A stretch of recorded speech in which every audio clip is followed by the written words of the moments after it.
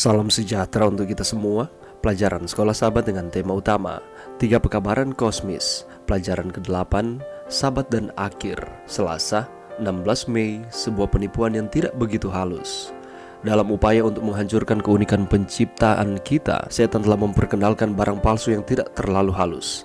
Yang palsu bahkan diterima oleh beberapa di antara kita, diterima seperti ini. Tuhan adalah penyebab utama penciptaan, tetapi Dia membutuhkan waktu lama untuk mewujudkan kehidupan. Evolusi adalah proses yang Dia gunakan. Pendekatan ini berupaya menyelaraskan data ilmiah dengan catatan kejadian. Ini menegaskan bahwa hari-hari penciptaan adalah jangka waktu yang panjang dan tidak terbatas, dan bahwa kehidupan di bumi berumur miliaran tahun. Bacalah Mazmur 33 ayat 6 dan 9 dan Ibrani 11 ayat 3. Apakah yang dikatakan ayat-ayat kitab suci yang jelas ini kepada kita tentang bagaimana Tuhan menciptakan dunia? Catatan kitab suci jelas, Allah berfirman, maka semuanya jadi. Dia memberi perintah, maka semuanya ada. Karena iman kita mengerti bahwa alam semesta telah dijadikan oleh firman Allah. Pasal pertama dari kitab Kejadian menegaskan bahwa Tuhan menciptakan dunia dalam 6 hari literal dari 24 jam dan beristirahat pada hari ke-7. Struktur bahasa dari Kejadian 1 dan 2 tidak mengizinkan hal lain. Bahkan para sarjana yang tidak percaya pada penciptaan 6 hari secara literal mengakui bahwa maksud penulis adalah untuk mengajarkan penciptaan 6 hari. Kata Ibrani untuk hari dalam Kejadian 1 adalah yom. Di seluruh kitab suci, setiap kali angka berubah maka kata yom sebagai kata sifat atau hari ketiga, hari pertama, apapun itu membatasi periode waktu menjadi 24 jam. Tidak ada satu contoh pun dalam kitab suci di mana sebuah angka mengubah kata benda yom menunjukkan periode yang tidak terbatas. Tanpa kecuali, itu selalu periode 24 jam.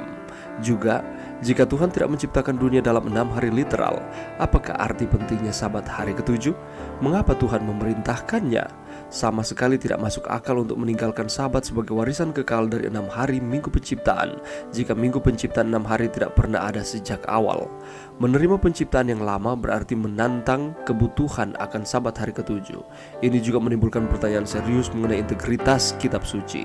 Dengan menyerang hari sabat, iblis menantang inti otoritas Allah, dan apakah yang bisa lebih efektif dalam menghancurkan peringatan 6 hari penciptaan selain dengan menyangkal realitas penciptaan 6 hari? Tidak heran begitu banyak orang, termasuk orang Kristen, mengabaikan sabat hari ke-7.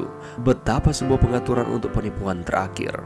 Pelajaran yang bisa kita dapatkan pada saat ini: tidak sulit bagi seorang awam mempercayai bahwa langit dan bumi dengan segala isinya diciptakan Tuhan dalam waktu 6 hari saja. Lain halnya dengan para ilmuwan yang sering terlalu mengandalkan logika di dalam menanggapi segala sesuatu. Para cendekiawan ini tidak segampang kaum awam menerima 6 hari penciptaan sebagai 6 hari literal, yang berarti 1 hari sama dengan 24 jam. Padahal di dalam firman Tuhan, di dalam Kejadian pasal 1 dan 2, penulis menggunakan kata yom.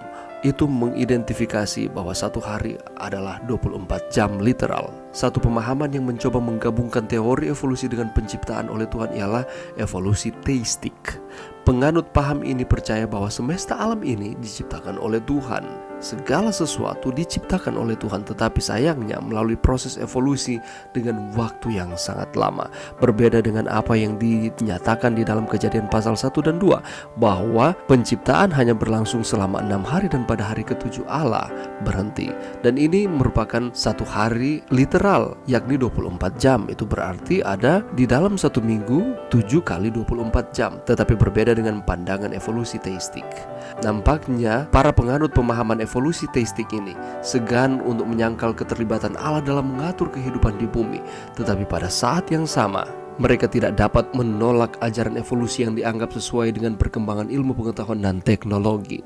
Kelompok evolusi teistik memiliki berbagai alasan untuk menerangkan bahwa 1 hari penciptaan itu bukanlah 24 jam literal, melainkan satu periode yang sangat panjang, yang sangat lama. Bagi mereka, 1 hari pada minggu penciptaan bersifat simbolis dan itu bukan literal. Tetapi catatan firman Tuhan begitu jelas bahwa Allah berfirman, maka semuanya jadi. Dia memberi perintah, maka semuanya ada. Dan kitab Kejadian dengan jelas dan tegas menyatakan bahwa Tuhan menciptakan dunia dalam 6 hari literal dari 24 jam dan beristirahat pada hari ke-7. Bahkan mereka yang mempelajari Alkitab dengan seksama, mereka mengetahui akan konsep ini, bahwa di dalam firman Tuhan mengajarkan penciptaan 6 hari dan pada hari yang ke-7 Allah berhenti. Dan ini 1 minggu literal, bukan dalam jangka waktu yang sangat lama seperti pandangan dari evolusi teistik. Itulah sebabnya apa yang harus kita lakukan sebagai umat-umat Tuhan. Mari kita tetap mengandalkan akan firman Tuhan sebagai fondasi dari kebenaran kita, sehingga kita dapat mengetahui mana yang diajarkan oleh firman dan mana yang tidak, sehingga kita tidak akan dengan mudahnya tertipu oleh pandangan-pandangan yang tidak sesuai dengan firman Tuhan. Mari kita terus setia kepada Tuhan, karena Sabat adalah bagian tak terpisahkan dari penciptaan Tuhan, dan itu untuk kebaikan kita manusia.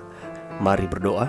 Terima kasih Tuhan atas firman-Mu pada saat ini. Bantu kami Tuhan untuk menjadikan firman Tuhan sebagai fondasi iman kami, sehingga kami dapat mengetahui mana maksud Allah dalam setiap kehidupan kami. Ini doa kami Tuhan di dalam nama Yesus. Amin.